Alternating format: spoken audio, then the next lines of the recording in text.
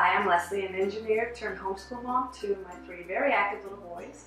And today I will be sharing with you our curriculum choices for the coming up school year for 4th grade, 1st grade, and pre-K. When I was researching curriculum for this school year, I decided that I really wanted to streamline how we would approach subjects and try to combine subjects as much as possible and not cover subjects that we really didn't need to cover or spend too much time on subjects that aren't important to us or that we don't have a particular need to focus on. We had a rough couple of years, and I feel like this coming up year I really just want to give us some time to explore things that interest us more, to give us more time to focus on the things that we love, and maybe give my kids more interest-led learning. So that affected some of my choices, and I'll point that out as we go along. With 3 kids, you can imagine that covering each subject for each child individually would be overwhelming and not sustainable. So I'm covering as much together as I can. For this year, that means that we're doing some of our biblical studies together. We're doing some memorization, the Lord's Prayer, the Apostles' Creed, the Shema, the 10 Commandments, that kind of thing. We're memorizing those together. We're also doing poetry memorization together. We've been doing that for about 1.5 years. The selections of poetry that we're using come from the First Language Lessons grammar series. I'll talk a little bit more about First Language Lessons later. For now, I'll just say that we're not doing that as a group. We're just memorizing poetry selections as a group. And we've actually already memorized, I think, the first 2 years of poetry selections. And that's everyone from my 4th grader to my 4-year-old. We're doing 2 more subjects together. We're doing Spanish together. For this year, I've chosen flip-flop Spanish. I chose flip-flop Spanish because the focus is on language and not on the culture of any particular Spanish-speaking country. I'm Puerto Rican, and I don't want to confuse my kids with that. They just know that mommy's from some place where they speak Spanish, and I didn't want them to think that the flag of a different country or whatever that's the same as Puerto Rico. So that's why I chose flip-flop Spanish. The last subject that we're studying as a group is history, and we're partly doing that as a group. This year, in an effort to minimize, I decided to take a literature-based approach to history. That means that for my oldest, history and reading are the same subject. Most of his reading selections will come from the book list I put together for him for history. He'll have some other reading to do, but most of it will come from history. We're studying early American history from exploration to 1800. And my thoughts and feelings about teaching history to children are too vast and numerous to include in this video. So I'll just say that we're not using a box curriculum because nothing I saw fit my needs, fit our needs, or I guess have the same viewpoint that I have about teaching history to kids, to my children. And so I'm cobbling it together. I'm using a few different resources. What I'm using as a spine is the series of books, What Your 4th Grader Needs to Know, is the one I have here. There's, for all the grades, I have from preschool to 4th grade. And it's not just, it contains information in here about each subject and kind of what the kids should know for that, but it also contains reading selections that, let's see if I can find some, like this. Got really nice artwork and reading selections that you can read aloud to your kids or that they can read themselves if they're old enough. And so I went through the kindergarten through 4th grade books and pulled out the information pertaining to early American history, and I'll be using those as read alouds, and then have chosen books for my kids to read individually or for me to use as read alouds as well as some activities. I pulled some of our book selections from Truth Quest History, American History for Young Students, Volume 1. And this is where I need to tell you that just because I have chosen to use something this year doesn't mean that I recommend it. And this is one of those things. I need more time with it to really have a firm opinion about it, but I don't know that we'll be using it next year, let's just say that. This is basically a book list. The Truth Quest is basically a book list. She has some nice commentary in there for many aspects of that period of history, commentary about those periods of history, specific aspects of this period of history, as well as lists of books for each of those topics, what grade the books are targeted toward, and some commentary about each of the books and whether or not they were in print at the time that this came out. She also has her viewpoint about teaching history to children, and from what I've seen so far, I don't share that viewpoint, and so that's why I'm a little iffy about it. But I pulled some of our selections from this. I also chose some supplemental resources from the Truth Quest website, and it's resources created by A Journey Through Learning, I believe. And it's like notebooking and mapping and lap books, that type of thing. I'm glad I got those. I went through those, and that's where we're not going to be doing all those things together, because I chose some activities for my 4th grader to do, that's grade appropriate, and some for my 1st grader. And so they'll be doing those separately, but I'll give them an opportunity to do some lap booking, notebooking, and also geography. I had chosen originally a different geography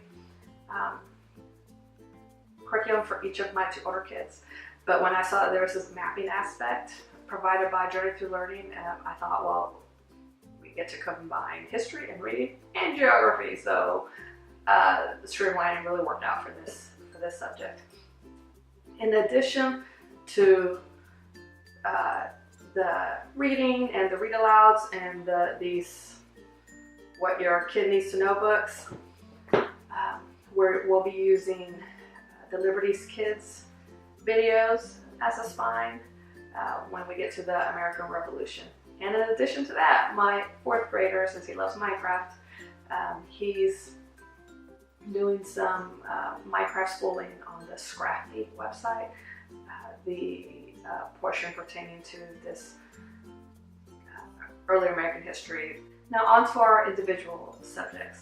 For each of my kids, before I make choices for them, I think about what they really need to focus on, what they love and what they hate. For my 4th grader, I really want him to focus on writing. He loves coding, or he wants to learn to code, and he loves Minecraft, so incorporating those in. Hates art, or at least the way art is approached often, which is drawing and coloring and painting. Doesn't like those things. So we're going to avoid those this year as much as we can. For specific subjects, I have him doing some morning work, and I made one of these for each of my 2 older kids. And these are resources that I created myself for the most part. I have him doing some calendaring, and that's something I did create myself, as well as some copy work of personal information like phone numbers, addresses, family names, that type of thing. He will also be doing some Bible memory verse copy work in Cursive. And then a resource I actually purchased on Teachers Pay Teachers is analogies. For Bible, he's doing the Word of Life Quiet Time 1-Year Devotional for grades 3 and 4. He actually started this in February. When he's done with this one, I don't think I'm going to have him continue with Word of Life. I think it's time to switch things up and find something else. For math, we're using Matthew C. He's in Delta, which is about division. He did teaching textbooks last year, and we've switched from that. He's also going to be working out this multiplication dot-to-dot book, and he used this last year, but there's a lot of pages we haven't used yet. So instead of drilling or flashcards, which I do with him sometimes, in order to really get those multiplication facts down, so now that he's going to division, I'm going to have him working out this book. In addition to that, he's also working through Extra Math. It's a website online where they do drilling. I just have him start from addition Now he's in subtraction, which I started a long time ago, and I'll just let him roll on into multiplication and division. Extra math, the purpose of that is kind of like online flashcards, and it's speed drills, so that he learns his facts really well. He gets really frustrated with it, but I think it's worthwhile, and it's just a few minutes each day. So it's a really good resource that I'm happy with. All right, so for handwriting without tears, Cursive Success. I think this is their 4th grade book. He's actually, see the bookmark here, he's actually almost done with it, because when he finished the last book last year, I just had him roll right into this one. When he's done with the Cursive Success book, in an effort to minimize, I'm not going to have him start on the next book. Instead, since he's doing that Bible verse copy work in cursive from his morning work, that's just going to be his handwriting. I don't think we need anything in addition to that. For spelling this year, my 4th grader will continue with All About Spelling. He's in level 4 now. We've been using this since level 1, and I feel like it's really worked out well for him. Spelling is something that does not come natural to him, and even though this is really highly teacher intensive, it's the best thing that I've found. I do it a little different than the book tells you. It is scripted, I use that portion of it, but when it comes to practicing like the week's word list, or practicing a particular phonogram or spelling rule, I have him use Spelling City. So he reviews the current week's words in Spelling City. He does it 2 or 3 times a week. And then for reviewing words that he's still mastering from previous weeks, I created a binder of different vocabulary spelling type worksheets for him to practice those words. So that's how we're doing spelling this year. All right, grammar. Something new this year, we're using IEW's Fix It Grammar, the Nose Trees, Student Book 1. Really excited about this. Grammar is one of those subjects that I had a hard time finding something that'll work for him, and this is just a few minutes a day. It's kind of done in a more fun way. And also, there's a vocabulary portion to this, which I didn't realize when I got it. I'd actually chosen something else for vocabulary, but after I read through this and realized, oh, they look up a word every day and define it and write it down. I thought, well, I don't need to go streamline, man. I got rid of the vocabulary selection I'd chosen, and this is both grammar and vocabulary for us. For writing, continuing with IEW, their student writing intensive is level A. Really excited about this. I have this lesson plan for the year, but after watching his video, and he was saying that their viewpoint on this is that they'll learn something new with each lesson, but not to move on to a new skill until the current skill is easy for them. Therefore, some kids may take longer than others. And so I agree with that. I think that's right on the money. That perfectly matches with how I view education in general for kids, especially with the foundational skills. There's no point in moving on until they've really got the correct thing down. And so this may actually take more than the year of lesson plan, and I'm prepared for that. He does provide on his website, you can get additional sources to use with the student writing intensive if the kids need extra practice. So I may end up ordering that. I'm not sure yet, we'll see. But I'm really liking this so far. And it's not as time intensive as I thought it would be. They have a sample lesson plan in here, and so I kind of use that. And I thought it was going to take a lot of time each day, and it doesn't. It does when you watch the video, but you actually don't watch a video every day or even every week. So it's not really very time intensive. All right, so for coding, he says he wants to be an engineer like his mama. We'll see, but he's really interested in coding, and so we've done Scratch Junior in the past, and this year he's going into Scratch. This is a book I got at Costco, actually. The price on it was $21.99, but I got it at Costco, so I'm sure I got it for less. It's a DK book, Coding with Scratch workbook, projects, games, animations, challenges. And it's for ages 6 through 9, and he's 9, so it's perfect for him. It's a really nice little book, very colorful. I think it explains things well, and it's a really nice little book. So he's doing that once a week. In addition to this, we signed him up for Code Ninjas. It's a franchise where you sign your kids up for that, and they go and they start off learning Scratch, and then move on eventually to like Python and JavaScript and app development, along with some robotics. The reason we chose to sign him up for that, even though he's doing Scratch at home, and hello, I'm a computer engineer, I can teach him. I don't need someone else to teach that for him, to him.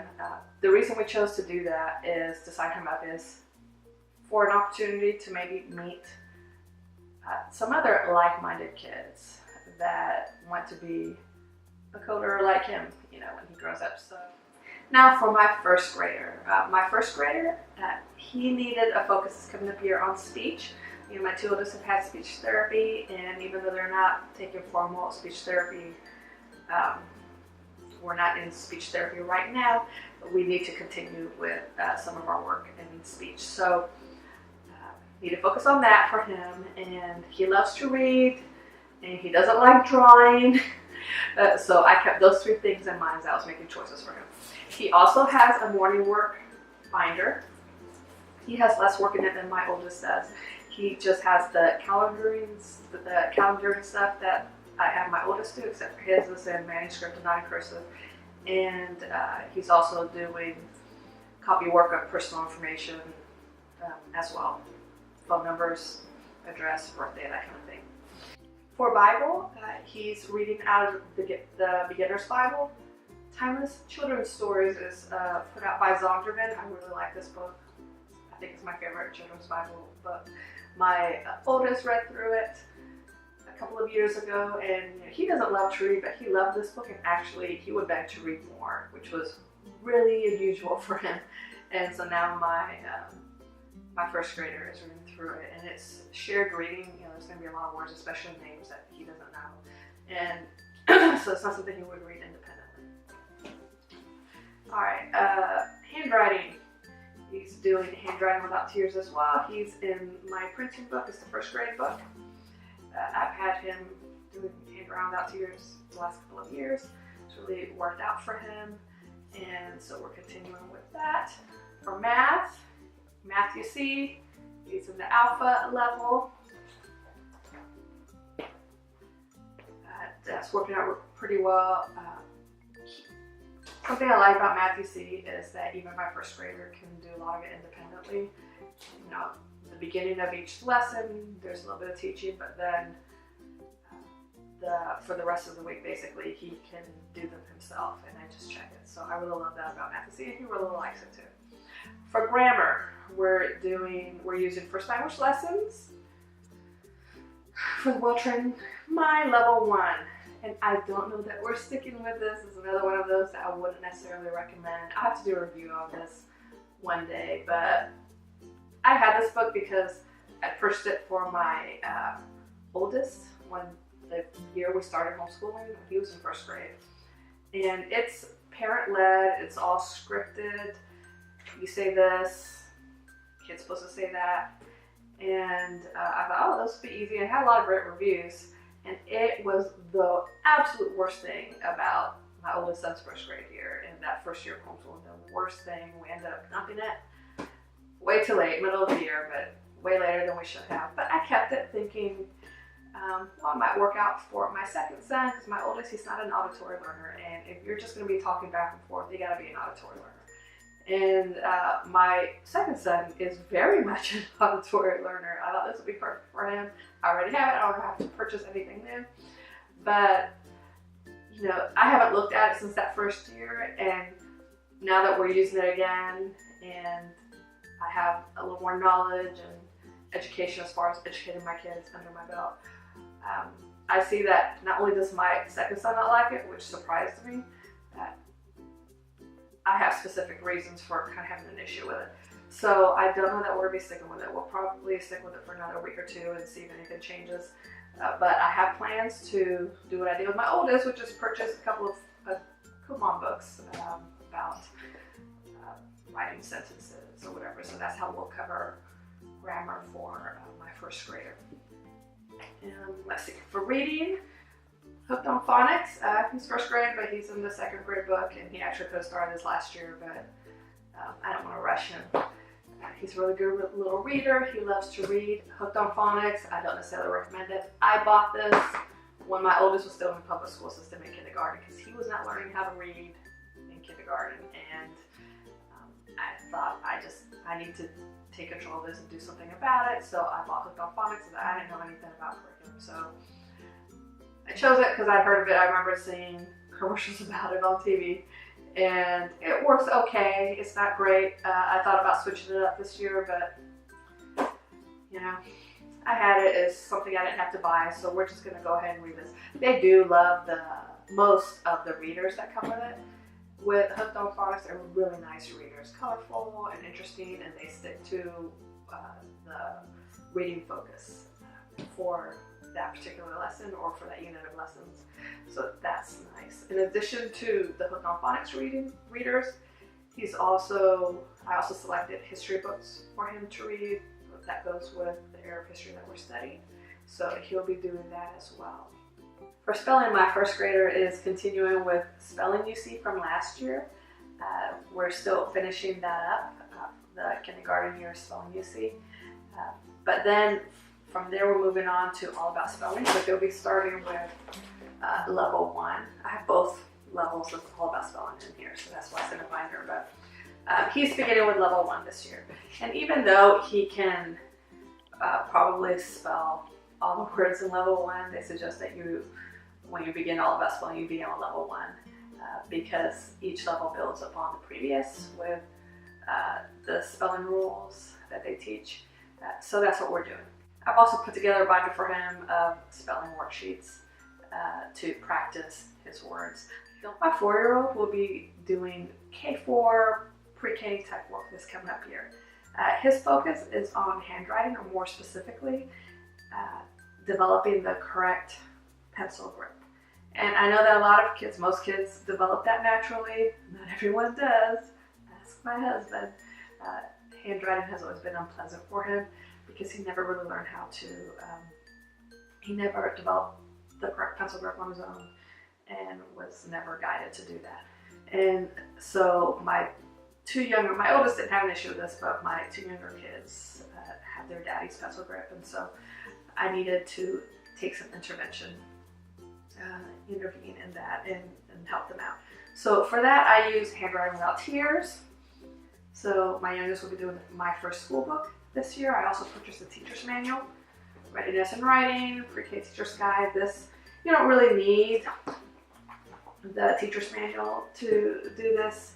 If there's not an issue with pencil grip, you're just using it for handwriting practice.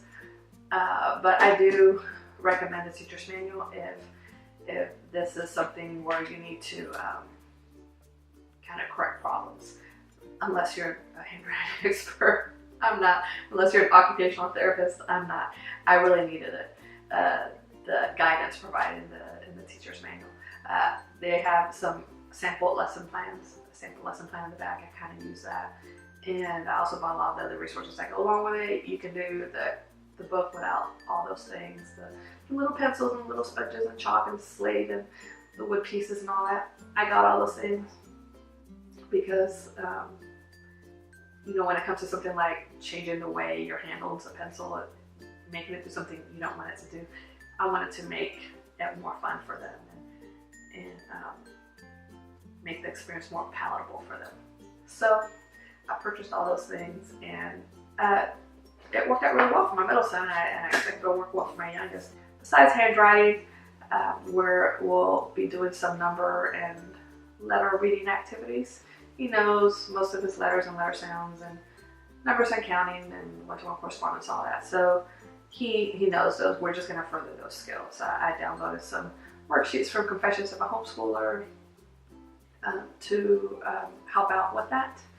And hopefully by the end of the year, he'll be able to to count out 20 different things by himself, and it's kind of my goal for him. And also maybe we'll have started reading by then. Certainly we'll be working on blending sounds. So that's what he'll be working on. All right, so I want to mention one thing that I have not mentioned yet, and that's science. I have not mentioned science because we are taking a very different approach to science this year. This year we are taking an unschooling approach to science, which is something I never thought I would do. But I thought, I'm going to do it. Now's the time, when my kids are still elementary and we kind of get away with it. We've been pretty diligent with our science the last 3 years, and so this year we want to take a more interest-led approach. And also, science is one of those things that can be a real time suck. And although my kids love science, I really wanted to minimize this year, and I'm not going to devote the kind of time I've devoted in the past to science this year. So we're going to be doing science mostly through subscription boxes this coming up year, some science activities we have at home, library books, maybe some notebooking. It's kind of up in the air. We haven't ordered our first subscription box yet, but my plan is to order, maybe have my kids help me pick it out, and then for the month look for activities to do related to that topic, along with whatever's in the box. So that's what we're doing for science. Please let me know if you would like a more in-depth look into any of the resources that I mentioned, and I'll look into creating videos specific to those. And don't forget to like and subscribe so that we can keep in touch. I will talk to you later. Bye-bye.